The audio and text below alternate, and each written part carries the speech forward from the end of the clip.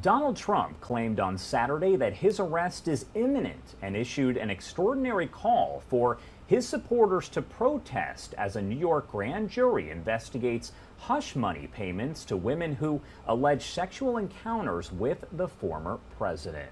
Now, I do want to show you that post once again from the former president, where he does mention that illegal leaks lead him to believe he will be arrested on Tuesday.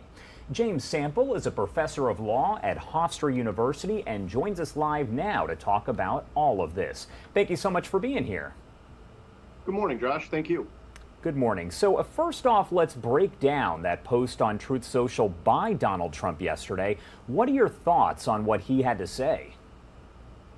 Well, in classic Donald Trump fashion, he's trying to take control of a narrative that is in no way, shape, or form good for him on its face, but which he believes that he can come out on the other side looking fresh and clean and not suffering any consequences. There are real parallels in terms of that particular post to some of the posts that led up to and that included the day of January 6th in 2021, which is to say that when facing the consequences of reality, whether it's losing an election or facing criminal charges, Donald Trump has a tendency and a want to call on his foot soldiers to do the bidding to increase the drama and perhaps to disrupt the process, whether that process is the process of democracy or the process of criminal justice. And you touched on this there, but why exactly do you think he'd put out the information about the date of his arrest and when it's going to happen to let the public know? First, we don't know if the information that he put out there is correct. The Manhattan DA's office has not confirmed that in any public way. There are a variety of rumors. There's a lot of speculation about coordination between various branches of law enforcement, ranging from the Secret Service to the New York Police Department and others, with respect to preparations that may or may not be taking place in advance of Tuesday. But the idea, I think, that former President Trump, of his idea in getting ahead of this is to sort of, take the stun away, take the shock value of a president for the first time in American history being indicted on criminal charges. And, there's a lot of speculation about the political aspect of this, and certainly there is a 30% of the country that will never, ever, and we've learned this in the post-January 6th period, and we've learned it from all the other legal troubles that Donald Trump is in, they'll never sway from supporting him. And so he knows that he's got a base of people out there, some of whom are prone to violence and who end up suffering the consequences. There are approximately 1,000 people who have faced criminal charges related to the insurrection on January 6, 2021. There are approximately 200 people who are currently incarcerated. Donald Trump has not yet faced any consequences for that, and it's a little bit odd, a little bit unusual that he might end up facing consequences, perhaps at least criminal consequences, for the first time in his life, in his career, for something that does not rise to the level of an insurrection, but that is nonetheless potentially going to subject him to criminal consequences for the first time.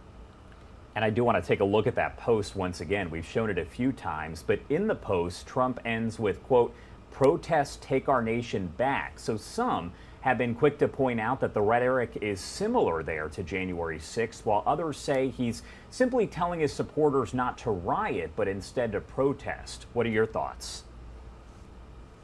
Yeah, first, I certainly believe deeply in the American value and the American practice of free speech and peaceful protesting. And I think that it's interesting, the double standard that the former president and many of his supporters seem to have vis-a-vis protesting, whether it's the protests of a lawful election or the protests of a lawful indictment, to the innocent killing of, or the killing of innocent black men.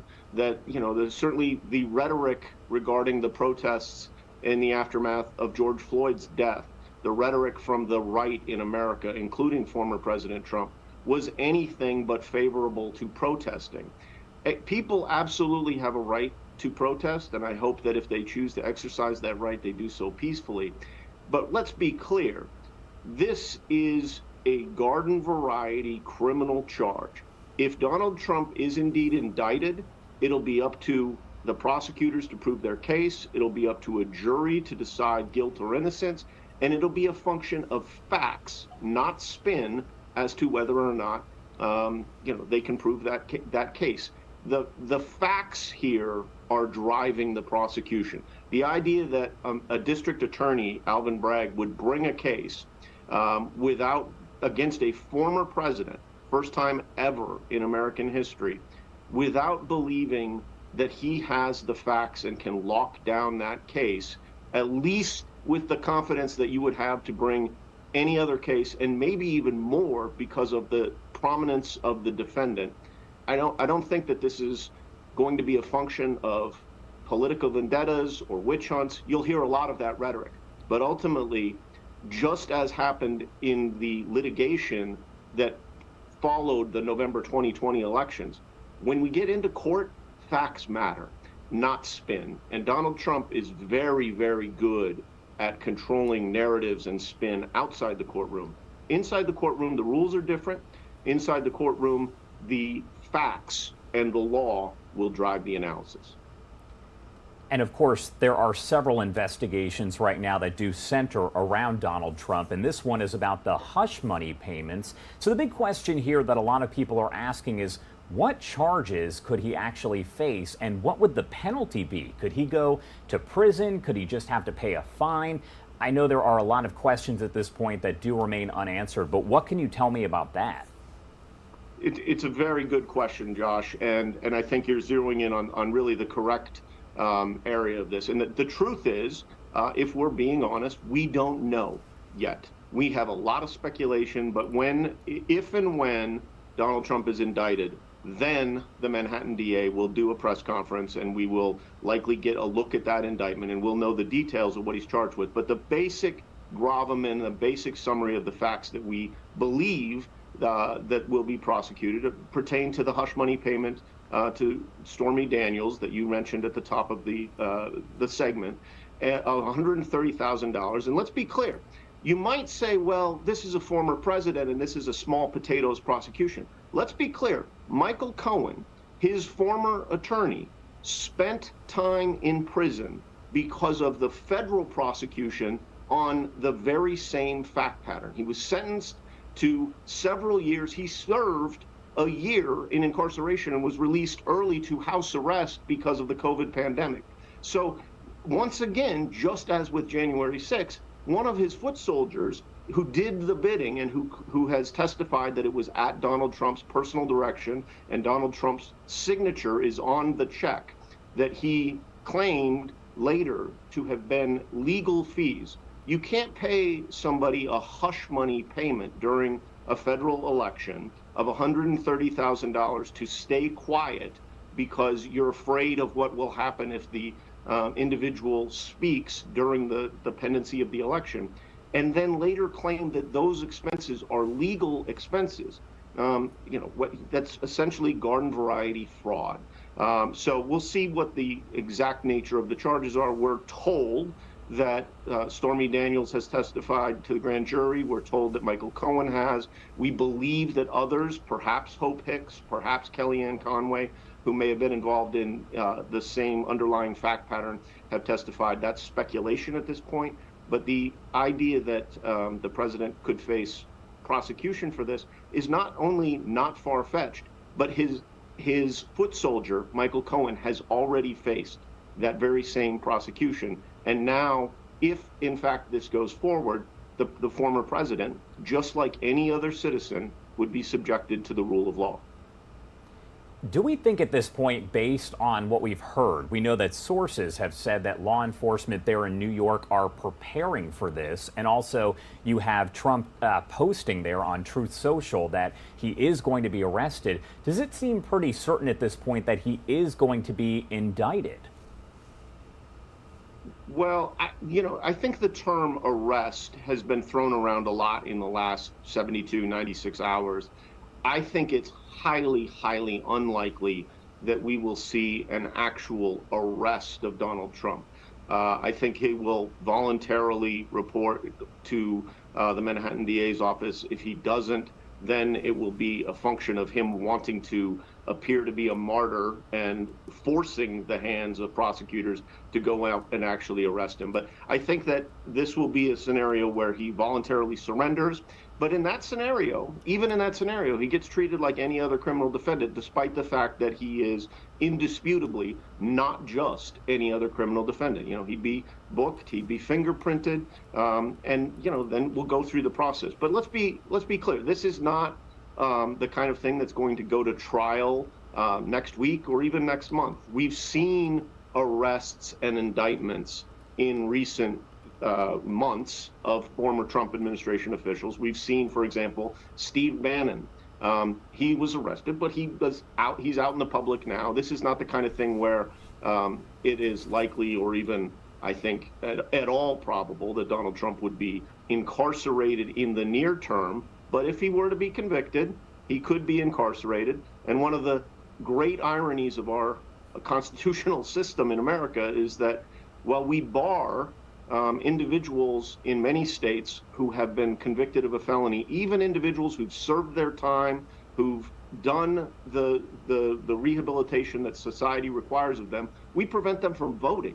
Donald Trump could actually run for president in an election where, depending on the state jurisdiction we're talking about, he might be barred from voting. And that's especially true given the fact that he's facing the potential of felony prosecutions in multiple jurisdictions. It's not just New York. Fani Willis in Georgia is said to be looking into and may soon be nearing an indictment related to the calls to the Georgia Secretary of State, urging them to find votes. He may be facing consequences related to Jack Smith, the special counsel at the Department of Justice, on January 6th. He's got civil allegations against him that are proceeding to trial in the E. Jean Carroll case. And of course, there's the classified documents scenario as well. So it's entirely possible for an individual who is literally incarcerated to run for and even, in theory, be the president of the United States. I don't think that's going to happen, but certainly there are those who believe that given the landscape, given that he doesn't have the options of not being a criminal defendant, I think he's going to try and turn this into playing the victim, being the martyr, saying he's being persecuted, and perhaps riling up the base. It may, in the short term, actually produce a bump in support for him among the core of his base. But in the long term, it's hard to see how this really helps the former president. And my last question for you here is, why is this such a historic situation? Why are so many people paying such close attention as this is all unfolding here? Well, two aspects to that question, without a doubt, Josh, and I think both very important. One is we're paying attention because never in American history have we seen a former president face criminal charges. Alexander Hamilton was a vice president for a time, and he faced, though he was acquitted, charges related to treason. President Nixon was likely going to face criminal charges, but he was pardoned by his successor, President Gerald Ford. So aspect number one is that this is a big deal. And let's be clear, whether you are a Trump voter or somebody who's opposed him from the beginning, there's nothing to celebrate about anyone's criminal activity or anyone's criminal conviction, except for the idea that the laws should apply equally to big names and small names, to prominent people and average Joe Sixpack. So part of this is that this is a function of the fact that it's never happened before. The other part of the reason people are paying such close attention is, of course, that that's exactly what he wants. That's exactly what a narcissist craves. It says a lot, as we talked about at the top of the segment, that he's the one who has announced this and has created this 72, 90, 96 hour, depending on when the indictment, if it happens, news cycle He's the one who's had the focus on him. He's the one who's riling up the base and saying, take our country back. That's a function of him. It's a function of the fact that whether you love him or loathe him, he is a focal point for attention, and probably rightly so. All right, James Sample there, professor of law at Hofstra University. I feel like there's so much to cover here. I could talk to you forever, but is there anything else that you want to add before I let you go? No, I appreciate the time, Josh, and I think it'll be an interesting few days, and we'll probably have future opportunities given the range of legal matters that face the former president, for sure. All right, thank you again. Have a good rest of your day. You too.